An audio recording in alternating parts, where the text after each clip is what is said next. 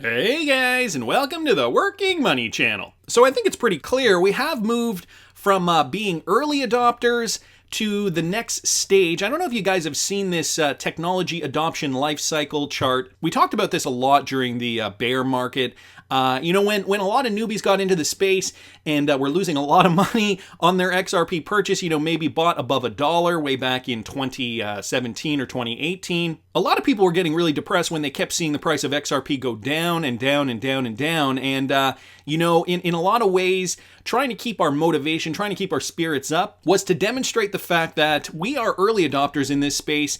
And I have a feeling that now we are into the early majority. So a lot of us got into the crypto space in and around here. Some of the OG Bitcoiners got in and around here. I'm going to say that was not me. I got in and around here. But I think we're actually past this phase now. And this article speaks to that fact. So crypto adoption has increased 23-fold globally over the past year, with India, Pakistan, and Ukraine driving the surge. So it's these emerging economies that are really driving this cryptocurrency adoption. Crypto adoption has increased 23-fold, of course, as I just mentioned. This was taken from a Chainalysis report from yesterday. In its 2021 Global Crypto Adoption Index, Chainalysis found that Chinese and U.S. positions as crypto adoption leaders have been waning amid an ongoing Chinese crackdown on crypto trading and the growing role of major financial institutions in the crypto market. The annual study underscores two major trends, namely that crypto adoption is accelerating quickly worldwide and that its use is shifting to markets that not long ago were more moderately active on this front, while those at the previous forefront are confronting significant changes in their regulatory and financial services landscapes. Instead of measuring crypto trading volume, which favors countries with high levels of professional and institutional adoption, Chainalysis focused on blockchain activity by non-professional and individual crypto users. So that's an interesting metric to take a look at. The retail trader who on the ground in those locations is interested in trading cryptocurrency. This methodology encompasses crypto adoption in more ordinary activities, including savings, rather than just trading and speculation. So some of the countries here ranked: Vietnam, India, Pakistan, Ukraine, Kenya, Nigeria, Venezuela, and then finally the United States comes in over here. So we are seeing more cryptocurrency adoption. A lot of this is happening in these emerging markets, these countries where cryptocurrency is more of an essential, I would say, more of an essential rather than a desire to just become rich. Countries I noticed on this list: Venezuela, Argentina are on this list, as well as Nigeria. I believe Nigeria is one of those countries where the currency has seen hyperinflation. Don't quote me on that, and do correct me if I'm wrong down in the comments section. But we are seeing these countries emerging with cryptocurrency adoption, and 23-fold, guys, that is huge. So we are no longer in this early adopters phase. I think we are in the early majority now. I'm going to keep going, guys. This is from T-Hole Bet XRP with regards to Ripple partner TerraPay. Apparently, Network International is to boost acceptance of African mobile wallets in the UAE. So Dubai's Network International, one of the top payment processor companies in the Middle East and Africa, have signed a deal with Amsterdam-based TerraPay Payment Services, which is a Ripple partner, to boost the acceptance of African mobile wallets across merchants in the UAE. The agreement covers the processing of African mobile wallet ecosystem transactions at Network International's terminals in the UAE, as well as at e-commerce platforms that use TerraPay's payment processing systems, the two companies said in a joint statement. So this is a quote: "This paves the way to foster financial inclusion and independence for customers by offering real-time mobile wallet payments for the very first time in the UAE." This is coming from Annie Sain, co-founder and chief business officer of TerraPay. "Opening up interoperability for mobile wallets is the next big wave in digital payments across the world." This is what he said. So another quote from Annie Sain: "Interoperability for mobile wallets, cross-border digital payments. This is where it's at." And, obviously TerraPay going to play a big role in this since they are Ripple enabled. Again, 2020 and 2021, the years where the Ripple partners are doing their job and partnering up with other organizations, with other companies, so they can find a synergy to kind of boost the network effect of the XRPL. Eventually, this will give XRP more value because we will see it become more liquid. We will see it be utilized more. More value derived from XRP means the price will go higher. Eventually, we are still transitioning here. Remember, crawl, walk, run. Well, we're walking, we're almost running, I feel like, at this point. That was a famous phrase that we always heard from the Ripple camp back in 2018 and 2019. Crawl, walk, run. We can't do it all at once, but I feel like now we are seeing more advancements, more than ever, with these Ripple partners creating partnerships with other businesses that want to improve cross-border payments. Gonna keep moving, guys. This from Leonidas, crypto exchange PDAX. This is a Philippine crypto exchange. They just raised $12.5 million in funding. And this was led by an undisclosed UK-based VC firm. So Hong Kong-based digital asset operator BC Group and Philippine digital bank Union Bank's venture arm UBX also joined the round. Existing investors BNex Ventures, CMT Digital, and Ripple Labs also participated. So Ripple also joined in on this. Founded in 2017 and licensed by the Philippines Central Bank, PDAX launched its cryptocurrency exchange in 2018 to allow Filipinos to buy bitcoins using local currency. It is riding on the opportunity of cryptocurrencies in the country, which has seen the third highest rate of cryptocurrency usage in the world, behind Nigeria and Vietnam. Whoops. Just clicked on that by accident there. According to the World Economic Forum, so that was a statement by the World Economic Forum. We are already making remittances into the country much cheaper by helping remittance companies utilize cryptocurrencies and providing them with a deep and liquid market to convert crypto into Philippine pesos, said PDAX founder Nichal Gaba. PDAX claims that its user count grew by 25 times, so 25x, while monthly volume transactions rose by 80x since the beer flu lockdown started in March 2020. The tech startup has also entered the tokenized security space, launching a blockchain-enabled app with the Bureau of Treasury and Union Bank to enable investments in retail treasury bonds. So great news there coming out of the Philippines. I thought it was interesting, too, that Ripple Labs also participated in this. This just goes to show you how deep Ripple's pockets are and how much they are actually about the cryptocurrency adoption, rather than the tribal nonsense of, well, are they going to use Bitcoin? Are they going to use XRP? That narrative does not even faze Ripple, because you guys can see this exchange was originally used by Filipinos in 2018 to buy Bitcoins using local currency. So, this is all part and parcel to where we need to go. Of course, Bitcoin is going to be part of that narrative. Will it be part of the narrative in the future, and will it be a meaningful part of that narrative in the future? I think that is really what we have to look at. Ripple is funding this. Obviously, Ripple has a vested interest in XRP. We are seeing more XRP adoption in this area of the world. But I think at the end of the day, the $12.5 million in funding, to note that Ripple Labs also participated in this, is a really interesting point that we should definitely be paying attention to. It's about world adoption, guys. Let's not focus in so narrowly. It's about the bigger picture. Ripple obviously sees where this is going. Gonna keep moving on, guys. This from Mac Attack XRP with regards to Binance, and I know Binance has had a bad year thus far. Binance operates in Netherlands illegally. Central bank warns. So this is a warning coming out of the central bank in the Netherlands. Binance, the world's largest cryptocurrency exchange, is not allowed to operate in the Netherlands, according to an August 18th statement issued by the country's central bank. So that was just published yesterday. The DNB claims that the company has failed to obtain the required legal registration, which means that its services are illegal within the country. This means Binance is not in compliance with the Anti-Money Laundering and Anti-Terrorist Financing Act and is illegally offering services for the exchange between virtual and fiduciary currencies, and it is illegally offering custodian wallets as well. A spokesperson for DNB told The Telegraph that the central bank may take action against Binance, but no details are available as of now. So if you guys are from the Netherlands and you are using Binance, you might want to make a note of that. I know there is a handful of countries now where Binance is being banned. And so, again, other options. I personally had to find some other options as well. I did have a little bit of cryptocurrency on the Binance exchange. I never keep large amounts on the exchange, but I have since transferred my cryptocurrency. I transferred some of it to my Ledger Nano, which is a cold storage solution. I love the Ledger Nano. I mean, I keep most of my XRP on there. Cold storage solution. I do have an affiliate link in the description of this video. You can use it if you want. You don't have to use it, but there are many other options too, depending on which coins you hold. And, if Binance was your go-to, you might have to switch it up, right? Anyway, gonna keep moving, guys, and this, an interesting one. I just happened to see this on Facebook, actually. This is Panos' Facebook group. I know some of you guys may know Panos from Twitter. Holders of XRP, the digital asset for payments.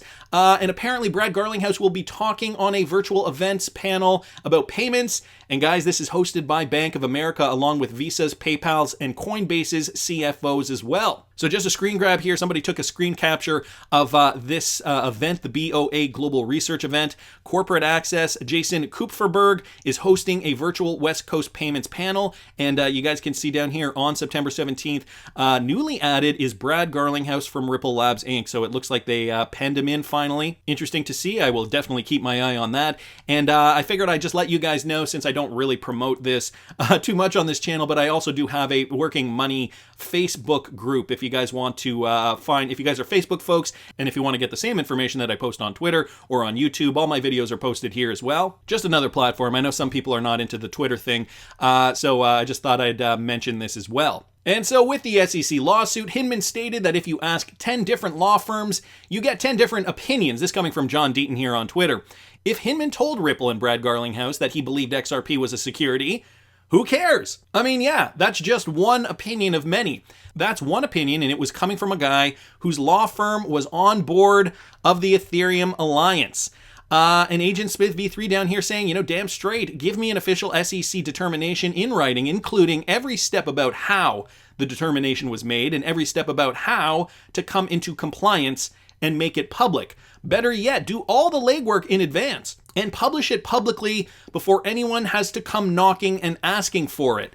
I think a lot of us are in the same boat here. We're all kind of thinking, why has the SEC not given the guidance to, a lot of these cryptocurrency companies that are searching for it? I know Ripple is just the main one that we talk about here, but I'm sure there are a lot of other cryptocurrency companies out there that are in the same boat as Ripple. So Mac Attack down here saying, thank you, John, for your reply. Fortunately, we are on the right side of history. I hope to be able to tweet soon that Coinbase is relisting XRP. Thank you all for your great work. And speaking about the SEC lawsuit against Ripple, I thought I'd bring this to your attention. I don't know if you guys watch BitBoy Crypto's YouTube channel. I mean, he was famously against XRP way back when, and I feel like he kind of, switched gears, made a complete 180, and which is good. I mean, maybe he's learning, maybe he's understanding about the potential of XRP and realizing that it is not just the banker's coin. He's seeing dollar signs. He's realizing, look, this thing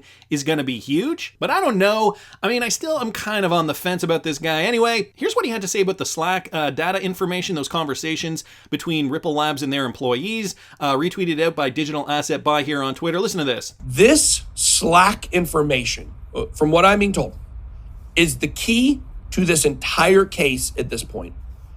And I want you guys to mark this down. I want you to hear this, and I want you to mark this down. No one else is telling you this.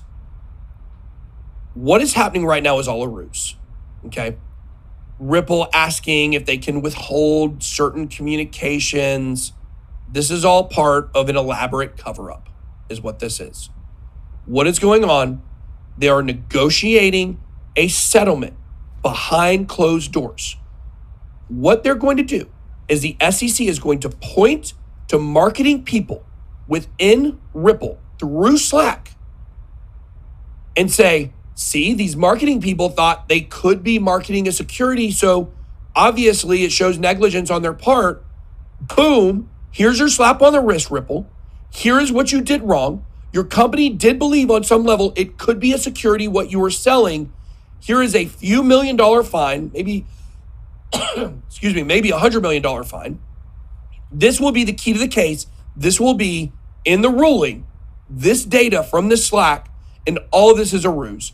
Ripple is going along with this because they know that they're getting the slap on the wrist. So to expedite things, they're saying, what do you want us to do, SEC? You want us to say, you want us to propose that we want to not give you the info and then let the judge say, yeah, give them the info. That's fine. You want us to say that we want it sealed when really you want it sealed? Fine. Whatever it takes to play ball. That's how these things work. So this is going to end up being the key thing that is going to turn this. And I would actually say that probably the fact that this is picking up steam very quickly will probably get a much faster resolution to all this. Okay, so BitBoy Crypto here with a theory. Of course, he has said in the past that he does have sources that give him the quote-unquote inside scoop on what's going on in this case.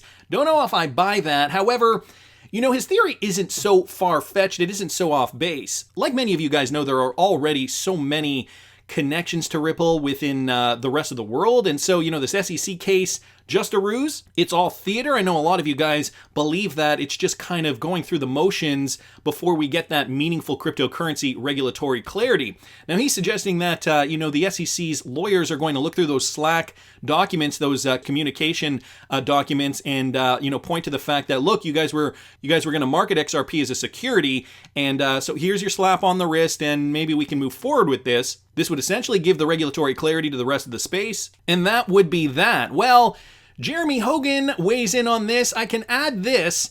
Settlement of this case would be very complicated and could take months because Ripple's business model requires liquid markets, and therefore it's not as simple as we will pay X amount of dollars. Settlement would require input from exchanges and third-party business partners.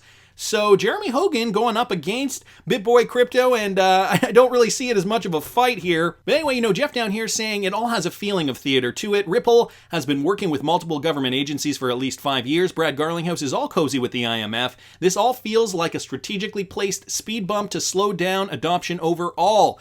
And you know, to this point, maybe it's still, I mean, we don't know. I mean, it could still be theater, and, you know, this settlement could be going on behind closed doors. Maybe they have been working on it for a while, so I don't want to discredit what BitBoy is saying completely. However, from a real-life standpoint, from real-life experience, Jeremy Hogan does make some good points here. Settlement is going to be complicated. This is why we have seen in the past that the SEC has hired specific settlement expert lawyers to craft a settlement. That's not to say that a settlement is being crafted. That is not to say that a settlement is not being crafted in the background as this case is still going on. I mean, we could have different people working on different aspects of this case. So I get Hogan's point. I get BitBoy's point.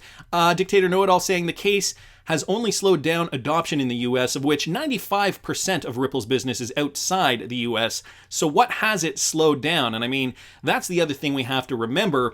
It hasn't really slowed down too much. We are still seeing all this Ripple adoption, you know, day to day. I'm bringing you guys new articles about, you know, partnerships or advancements within the XRP ecosystem. This is all happening in real time, and, you know, it really has not slowed Ripple down. Ripple does have some of the best lawyers on this. Vinit to win it down here saying, Jeremy, if I remember correctly, wasn't there some realistic speculation that settlement talks could have begun when they brought in 2 attorneys that specialized in settlements? Exactly what I just said. I thought what was mentioned is that this case could have multiple parallel processes occurring simultaneously. So on one side of the case proceeds normally, while settlement talks could have been ongoing for months by now from these additional attorneys previously mentioned. Has this changed, or did I miss their departure? Forgive me, drawing blanks on their names here. And so just wondering if those attorneys still are working for the SEC. John Doe asking months. I mean, we're still months away from a final order anyway, so oranges to oranges. If it's the same outcome, meh, I'm fine either way. That's the other thing, right? Ripple can afford the fine. I kind of am waiting to see how this plays out. I mean, obviously sooner rather than later would be better for a lot of us. Is this all a show? Is BitBoy right? Are they just waiting for, you know, are they just going through the motions? Are they just kind of waiting for it to kind of move on in order to pay their fine, get on with it? Or is this going to take more time, as per Jeremy Hogan? Or could it be something in between? Maybe settlement negotiations are already being drafted up in the background. We know the SEC hired specific settlement lawyers. The price of XRP right now sitting at $1.10.5, ready to pop. I mean, at the end of the day, though, we are going to ride this spec run to the top despite what happens in the court. That's just my opinion, but I want to hear what you guys think. Please subscribe to the channel if you haven't already. Like the video if you like the content I'm providing. I always love hearing your comments. See you in the next one, guys.